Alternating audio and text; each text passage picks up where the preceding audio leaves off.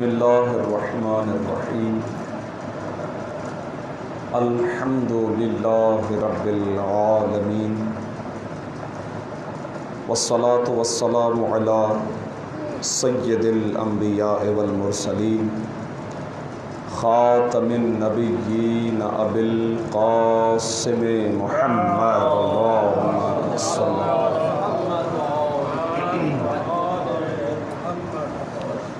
وعلى أهل بيته الطيبين الطاهرين الذين أذهب الله عنهم الرجس وطهرهم تطهيرا اللهم صل على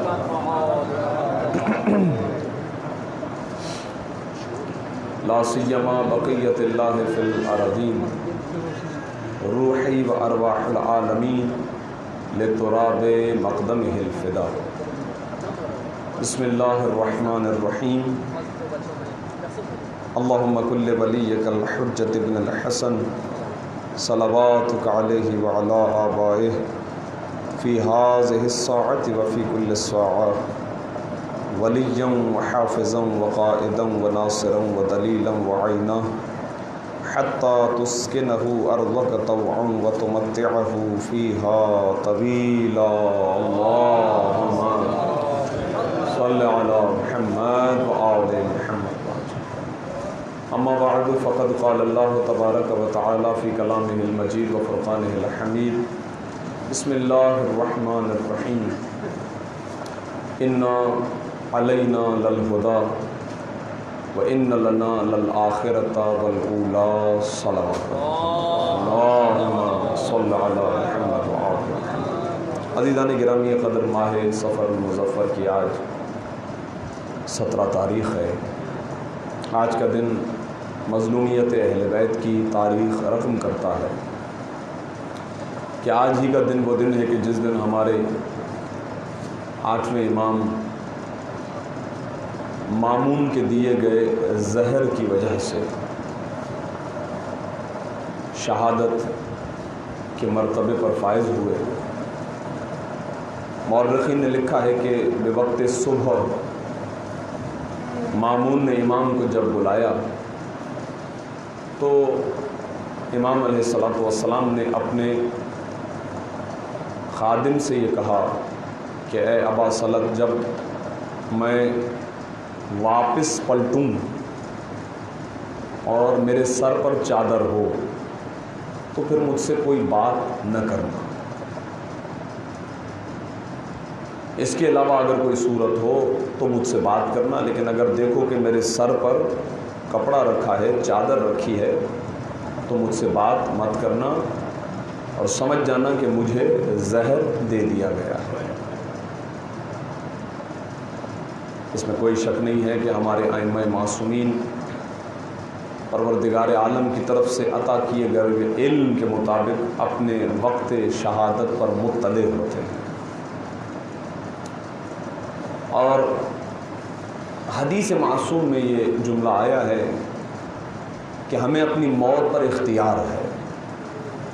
خدا نے ہماری مرضی میں رکھا ہے یہ کہ ہم جب چاہیں، لیکن ہم اپنی مرضی کو مرضی پروردگار میں تبدیل کر دیتے ہیں، یعنی خدا جب چاہے تب ہم راضی ہو جاتے ہیں۔ تو اس سے پہلے بھی کئی مرتبہ مامون نے کوششیں کی ہیں، لیکن اس بار جب امام اس کے دربار میں پہنچے تو اس کے ہاں انگور رکھے ہوئے تھے۔ میں اس روایت کو مقدمتاً عرض کر رہا ہوں، امام کی فضیلت بھی ہے، مصیبت بھی ہے۔ مامون کہنے لگا کہ یہ انگور آپ تناول فرمائیے۔ امام نے کہا کہ جس طرح ہم تکلفاً کہتے ہیں، جبکہ امام تکلف مزاج نہیں ہوتے، لیکن ہم جس طرح تکلفاً کہتے ہیں کہ ہم نہیں کھائیں گے، بسم اللہ آپ کھا لیجئے، ہمیں چھوڑ دیجئے، ہم نہیں کھانا چاہتے، امام نے اس طرح کے الفاظ استعمال کیے ہیں کہ مجھے ان سے باز رکھو۔ اس نے کہا کہ اس سے بہتر انگور نہیں ہے، انگوروں میں کسی ذریعے سے زہر اندر ڈال دیا گیا تھا، اور کہا گیا کہ مولا یہ آپ یہ انگور کھائیے، تو امام نے کہا کہ نہیں، مجھے اس سے باز رکھو. تو اس نے کہا کہ اس سے بہتر انگور نہیں ہے. یہ میرے مولا کی جو ہے فضیلت بھی ہے، مولا کی فصاحت و بلاغت بھی ہے کہ امام نے فوراً جواب ارشاد فرمایا کہ اس سے بہتر کھجور، اس سے بہتر انگور موجود ہیں کہ جو جنت میں پروردگار عالم مجھے عطا فرمانے والا ہے. خدا کی طرف سے بطور جزا وہ مجھے انگور ملیں گے، وہ اس سے بہتر انگور ہیں.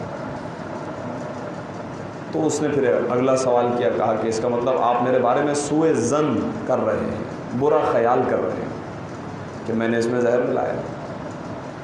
تو پھر امام نے مجبوراً، یعنی گویا ایک قسم سے مامون کا امتحان ہو رہا ہے اور امام اسی سبب سے درجہ شہادت پر فائز ہو رہے ہیں. بس اس روایت کو یہاں ذہن میں رکھیے اور اسی سے ربط مصائب دوں گا. درمیان میں ایک پہلو آپ کی خدمت میں پیش کروں گا نہایت اختصار کے ساتھ. آپ کی خدمت میں سورہ مبارکہ لیل کی 2 مسلسل آیات کی تلاوت کا شرف حاصل ہوا، جس میں ارشاد حضرت اقدس ہو رہا ہے کہ ان علینا للہدی، ہدایت ہماری ذمہ داری ہے. وَإِنَّ لَنَا لَلْآخِرَةَ وَالْأُولَىٰ، اور بالتحقیق دنیا اور آخرت کا نظام بھی ہمارے قبضۂ قدرت میں ہے. دنیا بھی ہمارا اختیار ہے، آخرت پر بھی ہمارا اختیار ہے. اور انسان کو دنیا میں بھیجنے کے بعد جس چیز کی فطرتاً ضرورت پڑنے والی ہے وہ چیز ہے ہدایت. وہ ہدایت کا انتظام بھی ہمارے اپنے ہاتھ میں ہے. یہ 2 آیتوں کا خلاصہ آپ کی خدمت میں عرض کیا. ہدایت ہمارا کام ہے، یہ رب ذوالجلال ارشاد فرماتا ہے سورہ لیل میں. ہدایت ہم کرتے ہیں، دنیا بھی ہماری ہے، آخرت بھی ہماری ہے. ہم اس کے مالک ہیں، ہم اس کے خالق ہیں. اس کا نظام، اس کا انتظام ہمارے دست قدرت میں ہے. یہ ہے. اس مفہوم کی طرف ایک اور سورہ کے اندر بھی اشارہ ہوا اس وقت جب حضرت موسیٰ اور جناب ہارون فرعون کے دربار میں گئے تو فرعون نے سوال کیا مر ربکما. دیکھیے فرعون نے لفظ رب سے تعبیر کیا ہے. مر ربکما، تم دونوں کا رب کون ہے؟ اچھا رب اسی لیے کہہ رہا تھا، رب کا معنی لفظاً ہے پالنے والا، کھلانے والا، پرورش کرنے والا. تو چونکہ فرعون بادشاہت کے ذریعے سے بنی اسرائیل کو کھلا رہا تھا، پلا رہا تھا، اس کی مرضی تھی، ظلم بھی کر رہا ہے، جو کچھ کرنا چاہے اس کی مرضی ہے. اس نے کہہ دیا انا ربکم الاعلی، میں تمہارا بڑا رب ہوں. تو اسی لیے اس نے اسی کانسیپٹ میں جو ہے سوال کیا ہے، اسی نظریے سے سوال کیا ہے مر ربکما، تم دونوں کا رب کون ہے؟ تو حضرت موسیٰ نے ارشاد فرمایا ربنا الذی اعطا کل شیء خلقہ ثم ہدا، ہمارا رب وہ ہے کہ جس نے ہر شے کو خلق کیا ہے پھر اس کی ہدایت فرمائی ہے. محمد و آل محمد بلند صلوات اللہم صلی علی محمد و آل محمد. اور فرمایا آپ نے اس کا مطلب تم رب ہو سکتے ہو. اور قرآن نے کہا ہے والدین کو بھی رب کہا ہے، والدین کو بھی رب سے تعبیر کیا گیا. ہم قنوت میں دعا مانگتے ہیں، کہتے ہیں رب ارحمہما کما ربیانی صغیرا، اے میرے پروردگار انہیں بھی اسی طرح تو ان کا خیال رکھ جس طرح انہوں نے میرا بچپن میں خیال رکھا تھا. تو لفظ رب والدین کے لیے، خدا کے لیے مساوی ہے. لفظ رب عام ہے لیکن خالق یہ اہم ہے. ایک لفظ خالق یہ کسی اور کے لیے نہیں بولا جاتا. شاعر استعمال کرتے ہیں وہ ایک الگ چیز ہے، ہو سکتا ہے مجازن استعمال کرتے ہوں، لیکن خالق یعنی خلق کرنے والا، خالق مطلق ذات احدیت ہے. تو اے فرعون تو رب ہو سکتا ہے لیکن خالق نہیں ہو سکتا. میرا رب پالنے والا بھی ہے اور اس کے بعد خالق بھی ہے. اور ثم ہدا، اس کے بعد ارشاد فرمایا کہ وہی رب ہادی بھی ہے. ہدایت اس کا ذمہ ہے، اس نے ہدایت کی ہے. اور ہدایت اس نے براہ راست نہیں کی ہے، یہ اس کی مشیت ہے، اس کا ارادہ ہے.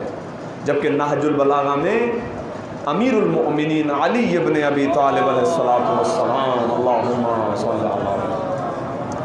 امام ارشاد فرماتے ہیں کہ اگر وہ چاہتا تو یہ اس کی قدرت میں تھا کہ وہ انسان کی براہ راست ہدایت کر سکتا تھا، یہ اس کی قدرت میں ہے، وہ قدرت مطلقہ کا مالک ہے، لیکن اس کے باوجود اس نے ایک نظام قائم کیا ہے کہ اس نے اپنے مخلوق کی ہدایت اپنی حجتوں کے ذریعے سے کی ہے۔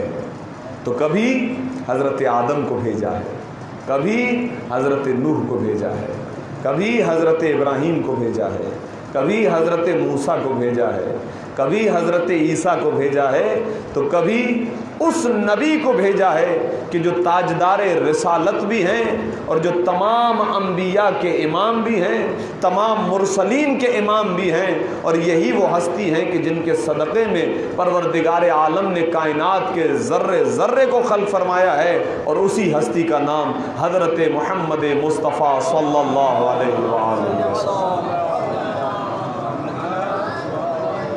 اب میں نے ان انبیاء کے نام لیے ہیں جو سر فہرست ہیں۔ دعاؤں میں بھی بس اوقات جب انبیاء کا تذکرہ آتا ہے یا زیارات میں تو بڑے بڑے نبیوں کا تذکرہ آتا ہے، مثلا زیارت وارثہ جب ہم پڑھتے ہیں السلام علیک یا وارثہ آدم، حضرت آدم کا نام، حضرت نوح کا نام، حضرت ابراہیم کا نام، اس طرح میں نے بڑے انبیاء کا نام لیا ہے۔ لیکن آپ جانتے ہیں، میں جانتا ہوں، ہم سب جانتے ہیں، ہمارے بچے جانتے ہیں کہ اللہ نے اس نظام ہدایت کے لیے 1,24,000 انبیاء کو بھیجا ہے۔ ایسا ہی ہے، یہاں تک آپ میرے ساتھ ہیں، میں بہت آہستہ آہستہ آپ کی خدمت میں عرض کر رہا ہوں۔ اچھا، ہدایت کا سلسلہ اتنا اہم ہے کہ معصوم نے ارشاد فرمایا کہ یہ زمین جو ہے یہ حجت خدا کے بغیر خالی رہ نہیں سکتی ہے، اس کا وجود اگر ہے تو حجت خدا سے ہے، یہ ایک اصول ہے، کلیہ ہے۔ لہذا انما انت منذر ولکل قوم ہاد، اس آیہ شریفہ کی تفسیر کرتے ہوئے خود رسول اسلام نے ارشاد فرمایا کہ اے میرے صحابہ سن لو کہ اس آیہ شریفہ سے مراد جو لفظ منذر آیا ہے یعنی ڈرانے والا وہ میں ہوں، وَلِكُلِّ قَوْمٍ ہاد سے مراد علی ابن ابی طالب علیہ الصلوۃ والسلام ہے۔ اللہم صلی علی محمد، یعنی نظام ہدایت رسول اسلام کے بعد علی ابن ابی طالب کے حوالے کیا گیا ہے، اور اس کے بعد ہدایت کی ذمہ داری مولا علی ابن ابی طالب کے کاندھوں پر ہے، مکتب تشیع کے ہاں۔ اور اس پر ہمارے ہاں دلیلیں بہت زیادہ ہیں، 1400 سال بیت چکے ہیں، ہمارے علماء اور ہمارے بزرگان ان کی انتھک محنتیں ہیں ولایت علی ابن ابی طالب کے موضوع کو لے کر، اور کافی ابحاث میں ثبوت و دلائل کے ساتھ یہ باتیں پیش ہو چکی ہیں۔ تو بہرحال ہمارا کام بھی یہی ہے، کیونکہ قرآن میں پروردگار عالم نے سورہ دہر میں ارشاد فرما دیا ہے انا ہدیناہ السبیل اما شاکرا و اما کفورا، ہمارا کام رستہ دکھانا ہے، ہمارا کام زبردستی پکڑ کر بیعت کروانا نہیں ہوتا ہے، بس ہم صرف راستہ دکھاتے ہیں، یہ حق ہے، یہ باطل ہے، یہ صحیح ہے، یہ غلط ہے، یہ جائز ہے، یہ ناجائز ہے، یہ امام باطل ہے، یہ امام حق ہے۔ لہذا ارشاد فرمایا علی مع الحق والحق مع علی، علی حق کے ساتھ ہیں اور حق علی ابن ابی طالب کے ساتھ ہے۔ اور فرمایا اللہم صلی علی محمد وعلی۔ تو بس عزیزان گرامی قدر، اب اس پہ میں فوراً سے 8ویں امام کی طرف آ رہا ہوں، اور امام کی ایک کرامت بھی ہے، اور ہدایت امام کے ذمے ہوتی ہے، اس کی دلیل میں ہی یہ واقعہ، یعنی کرامت بھی آ جائے گی، فضیلت بھی آ جائے گی، دلیل بھی آ جائے گی، جسے کہتے ہیں ایک تیر میں کئی شکار ہو جائے، وہ ہو جائے گا، وقت بھی بچے گا۔ دیکھیے سمجھے، تو مولا علی، اس کے بعد امام حسن، امام حسین، امام علی زین العابدین، امام محمد باقر، امام جعفر صادق، امام موسیٰ کاظم، یہاں تک کہ امامت کے سلسلے میں بہت زیادہ دلائل ہیں، ہر امام کے اپنے اپنے دلائل ہیں۔ آیت اللہ العظمیٰ علامہ ہلی علیہ الرحمٰن نے اپنے زمانے میں کتاب لکھی الفین، 2000 دلیلیں دی مولا علی کی ولایت کو ثابت کرنے کے لیے۔ اس بات امامت علامہ باقر مجلسی علیہ الرحمٰن 400 ساڑھے 400 صفحات کی کتاب ہے، جس میں انہوں نے مولا علی کی ولایت کو ثابت کیا ہے۔ غدیر کو ثابت کرنے کے لیے علامہ امینی کی کتاب یہ ایک بہت بڑی کتاب ہے، 12-13 جلدوں پر ہے، اردو ٹرانسلیشن کے اعتبار سے. تو غور فرمائیے، آپ اندازہ لگائیے کتنی بحث ہے اور کتنا ہمارے علماء نے اس سلسلے میں کام کیا. یہ تو بڑی بڑی کتابیں ہیں جن کا میں نے ذکر کیا، ایک مفصل موضوع. آئیے، 8ویں امام اللہ کے بنائے ہوئے ہادی ہیں، رسول کے خلیفہ ہیں. غور فرما رہے ہیں آپ، یہ کیسے ثابت ہو؟ تو ایک راوی ہیں محمد ابن عیسیٰ، یہ بیان کرتے ہیں. یہ بڑے بزرگ جو ہے وہ تاریخ میں ان کا نام ہے، اور انہوں نے بہت ساری احادیث نقل فرمائی ہیں، ان سے کافی استفادہ کیا گیا ہے. ان کو موثق سمجھا جاتا تھا، قابل بھروسہ سمجھا جاتا تھا، ان سے احادیث لی جاتی تھی. محمد ابن عیسیٰ یہ کہتے ہیں کہ میں رات کو خواب میں سویا ہوا دیکھ رہا ہوں. خواب میں نے دیکھا کہ ہمارے جو محلے کی مسجد ہے، اس مسجد سے آوازیں آ رہی ہیں کہ مسجد میں رسول اللہ آئے ہیں. 8ویں امام کا زمانہ تھا، لیکن یہ خواب میں دیکھ رہے ہیں کہ ہماری مسجد میں رسول اللہ آئے ہیں. ماشاءاللہ، آپ میں عاشقان محمد والے محمد ہیں. فرض کیجئے ابھی ہمارے کانوں میں آواز آ جائے کہ بھئی مسجد میں زمانے کے امام آئیں گے، کوئی اپنے گھر میں بیٹھے گا؟ بھئی ہم تو منتظر ہیں کہ امام کا چہرے کا دیدار ہو جائے. دعا کرتے ہیں ہمیشہ یہی کہ مولا ہمیں اپنے آوان و انصار میں شمار کرے. اب مولا قبول کرے نہ کرے وہ بات کی بات ہے، ہمیں تو پہنچنا ہے. جیسے ہی مولا آئیں گے پتہ چلے گا ہمیں پہنچنا ہے. بڑی عاشقان، اس کے بعد تو ہر چیز حرام ہے، اس پر بس بھاگ کے پہنچنا ہے امام کی خدمت میں. یہی ہماری زندگی کا نچوڑ ہے، اس کے علاوہ کچھ نہیں ہے. تو کہتا ہے کہ میں نے رات کو، میں خواب میں دیکھ رہا ہوں، میں نے سنا کہ رسول اللہ مسجد میں تشریف لائے ہیں. تو میں گھر سے دوڑا، خواب میں دیکھ رہا ہے کہ میں گھر سے دوڑا، اور میں جیسے رسول کی خدمت میں پہنچا تو میں نے دیکھا بہت سارے افراد ہیں، باری باری رسول سے مل رہے تھے. میں بھی قریب گیا اور میں نے جا کے رسول سے ملاقات کی. اور جب میں رسول سے ملاقات کرنے کے لیے قریب گیا تو رسول خدا کے سامنے ایک تشت رکھا ہوا ہے، اور اس تشت میں کھجوریں ہیں. رسول نے مجھ سے مصافحہ کیا، ملاقات کی. اس کے بعد رسول نے اس تشت میں ہاتھ ڈالا، مٹھی میں کچھ کھجوریں پکڑی اور میرے ہاتھ میں دے دی. اچھا، میں رسول سے ملاقات کرنے کے بعد باہر آیا تو میں نے پہلے تو ظاہر ہے وہ متبرک ہے، تبرک ہے ایک قسم کا، صحیح ہے. تو میں نے ان کو جو نا بڑا سنبھال کے، اور میں گھر پہنچا، میں نے گنی تو وہ 18 کھجوریں تھیں جو رسول کے دستے مبارک میں آئیں. 18 کھجوریں تھیں. میری آنکھ کھل گئی. صبح کے وقت، اب جاگتے ہوئے کی بات ہے، کہتا صبح کے وقت اسی طرح کا شور و غل، اسی طرح کی آواز میرے کانوں میں آ رہی ہے کہ مسجد میں، ہمارے محلے کی مسجد میں امام علی ابن موسیٰ رضا علیہ السلام تشریف لائے ہیں. درود بھیجیے محمد و آل محمد. یعنی اسی طرح کی آوازیں جس طرح رات کو میں نے خواب میں رسول اللہ کے لیے سنی، وہی آوازیں آ رہی ہیں کہ 8ویں امام تشریف لائے ہیں، علی ابن موسیٰ رضا تشریف لائے. تو میں بہت تیزی سے بھاگا امام کی طرف، اور جب میں مسجد میں آیا تو میں نے دیکھا کہ اسی طرح جس انداز میں رسول اسلام بیٹھے ہوئے تھے، اسی انداز میں 8ویں امام بیٹھے ہوئے، جو میں نے خواب میں دیکھا بالکل اسی طرح. اور لوگ اسی طرح امام سے ملاقات کر رہے ہیں، مصافحہ کر رہے ہیں، دعائیں لے رہے ہیں. اس کے بعد میں آہستہ آہستہ امام کے قریب آیا اور میں نے مصافحہ کیا، سلام کیا. امام نے اسی انداز میں میرے سلام کا جواب بھی دیا، اور بالکل جس انداز میں رسول نے اپنے دست مبارک کو تشت میں ڈالا اور مٹھی سے کھجوریں نکالی، بالکل اسی طرح میرے حوالے فرمائیں. اب میں جو ہے وہ کھجوریں لے کے جب باہر آیا تو میں نے دیکھا کہ وہ کھجوریں جب میں نے گننے لگا تو بالکل اسی طرح جس طرح خواب میں رسول نے مجھے 18 کھجوریں عطا کی تھی، 8ویں امام نے بھی مجھے 18 کھجوریں عطا فرمائی. اللہم صلی علی محمد. لیکن دیکھیے اس سے اگلی منزل کمال کی ہے، بس اسی پر میں اختتام کروں گا، اور مرتب مسائل ہے کہ امام نے 18 کھجوریں دی، گن لی. اس کے بعد یہ قریب آیا دوبارہ امام سے ملنے کے لیے، کہنے لگا مولا کچھ اور عنایت فرمائیے. بھئی نیاز ہے نا، اس میں تو کوئی مسئلہ نہیں ہے، زیادہ بھی مانگ لیجئے. مولا کچھ اور عنایت فرمائیے. قسم بخدا امام نے جملہ ارشاد فرمایا، کہا اگر تمہیں میرے جد خواب میں زیادہ عطا کرتے تو میں بھی تمہیں زیادہ عطا کر دیتا. یعنی مل گیا. امامت کا سلسلہ نبوت سے مل جاتا ہے، رسالت سے مل جاتا ہے. یہ دلیل ہے اس بات کی کہ وہ جو ہدایت کا سلسلہ رسول اسلام سے چلا ہے وہ ائمہ معصومین علیہمُ السلام، ان کا قول، ان کا فعل، ان کا عمل، ان کا کردار، ان کی سیرت، ان کی گفتار، ان کا عمل، ان کی منشا، ان کی مرضی، سب مرضی پروردگار عالم کے تحت ہوتی ہے عزیزان گرامی قدر۔ اور اس سے بہت زیادہ دلائل ہیں کہ جنہیں کتب میں ذکر کیا گیا، اور میں ہمیشہ آپ کی خدمت میں یہ جملے عرض کرتا ہوں کہ منبری اوقات جو ہوتے ہیں وہ بہت کم ہوتے ہیں اور بیان سمٹ نہیں پاتا ہے، بہت زیادہ چیزیں ہوتی ہیں، لہٰذا ہم میں سے ہر ایک کی یہ ذمہ داری ہے کہ ہم ائمہ معصومین کے قریب جائیں، ان کے بارے میں جانیں، ان کے بارے میں پڑھیں، اسٹڈی کریں۔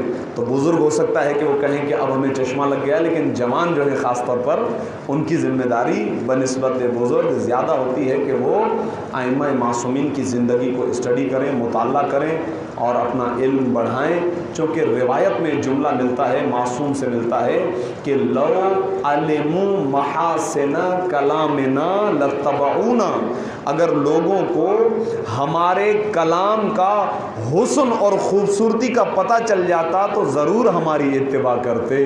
لوگوں کو پتہ ہی نہیں ہے، لوگوں کو معلومات ہی نہیں ہے کہ اہل بیت کیا ہیں، ان کی حقیقت کیا ہے، ان کے فضائل کیا ہیں، ان کی کرامات کیا ہیں۔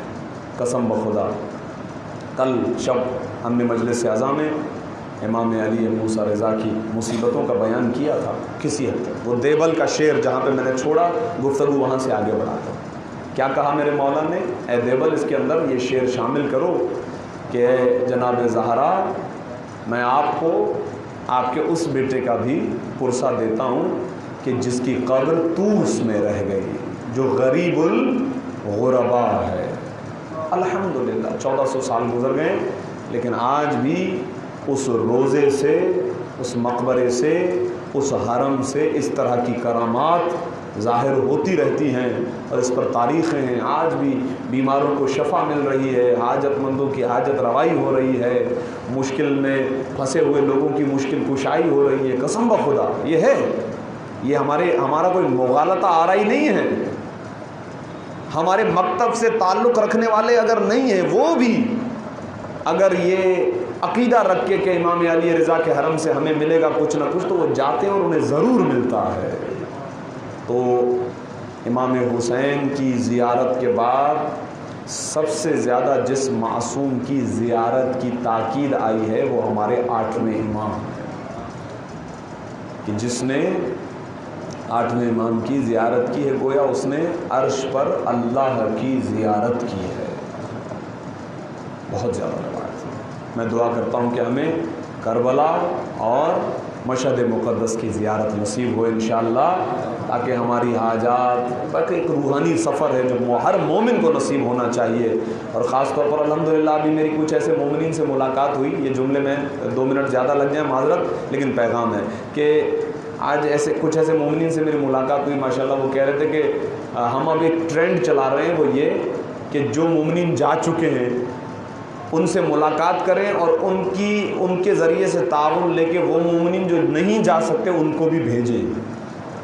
کچھ مومنین ہوتے ہیں صرف خود جاتے ہیں، لیکن دیکھیے یہ اس سے بڑا ثواب ہوگا کہ بندہ خود تو جائے ہے ہی، اللہ اس کو وسائل دے، ہر سال جائے، لیکن اس کے ساتھ ساتھ یہ کہ جو بیچارے نہیں جا سکتے، اپنی زندگی میں اتنے الجھے ہوتے ہیں، ان کے لیے ممکن نہیں ہوتا، انہیں بھیجیں، دوسروں کو بھیجیں، نیابت کا بھی ثواب مل جاتا ہے اور بہت زیادہ ثواب مل جاتا ہے۔ یقیناً جس کے پاس قدرت نہیں ہے اس کی تڑپ زیادہ ہوگی، اس میں کوئی شک نہیں۔ تو عزیزان گرامی قدر، میرے مولا نے ارشاد فرمایا، اے بی بی آپ کو پرسا اس بیٹے کا کہ جو غریب الغربا ہے، جو غریب مارا گیا۔ پوچھا گیا مولا کیوں غریب ہیں؟ دیکھیے غریب بے معنی تنہا، اکیلا۔ مولا کیوں تنہا؟ کہا اسی لیے کہ جب مجھے زہر دیا جائے گا تو میرے پاس اپنا کوئی موجود نہیں ہوگا، میں اکیلا ہوں۔ اور جہاں میں نے ابھی مجلس کی ابتدا میں روایت پیش کی، اسی سے روایت کو آگے بڑھاتا ہوں عزیزو، کہ میرے مولا جب دربار مامون سے پلٹے تو آپ کے سر اقدس پر چادر رکھی ہوئی تھی۔ کیا ارشاد فرمایا تھا میرے مولا نے؟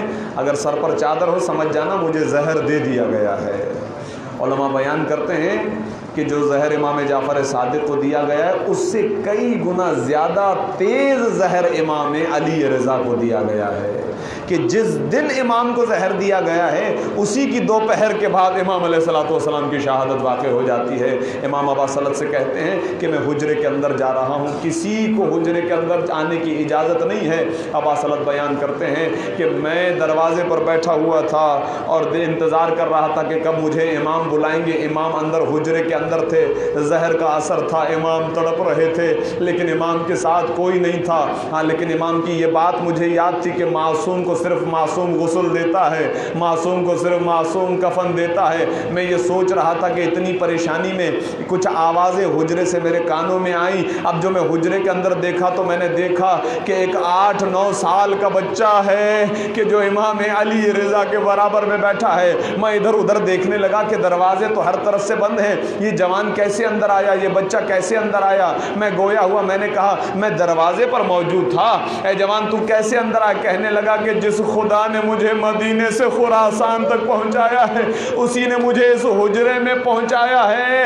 میں وقت کا امام ہوں، میں علی رضا کا بیٹا محمد تقی ہوں۔ امام کو غسل امام دیتا ہے، امام کو کفن امام پہناتا ہے، امام کو دفن امام کرتا ہے، لہذا میں اپنی ذمہ داری ادا کرنے کے لیے آیا ہوں۔ ایک مرتبہ وصیتیں ہوئیں، امانتیں سپرد کی گئیں، بس عزیز و روایت کہتی ہے آخری سانسیں تھی امام کی جہاں امام نے وصیت کی تھی کہ اس کے بعد میرا جنازہ نہ پڑھایا جائے، اس کے بعد مجھے پھر کوئی اور کفن نہ دیا جائے۔ یہ امام نے چند وصیتیں کی ہیں، اور امام محمد تقی جواد یہ کام امور انجام دینے کے بعد ایک مرتبہ دوبارہ پردہ غیبت میں چلے جاتے ہیں۔ بس عزیزو ہم آئیے امام کی خدمت میں یہ مرثیہ پیش کریں کہ اے میرے مولا علی رضا، آپ بھی غریب الغربا، آپ کے جد حسین ابن علی بھی غریب، ہاں مولا لیکن ایک فرق ضرور ہے کہ آپ کا بیٹا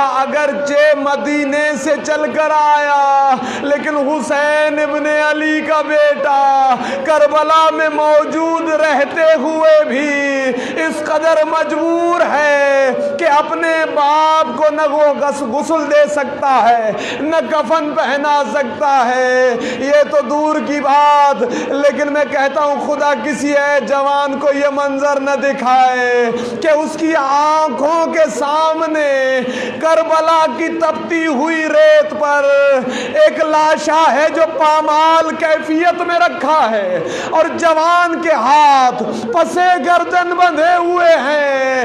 دل ہی دل میں بیمار امام کہتا ہوگا بابا اگر میرے ہاتھ کھلے ہوتے تو میں تجھے غسل بھی دیتا، تجھے کفن بھی پہناتا، تجھے دفن بھی کرتا۔ اللہ والا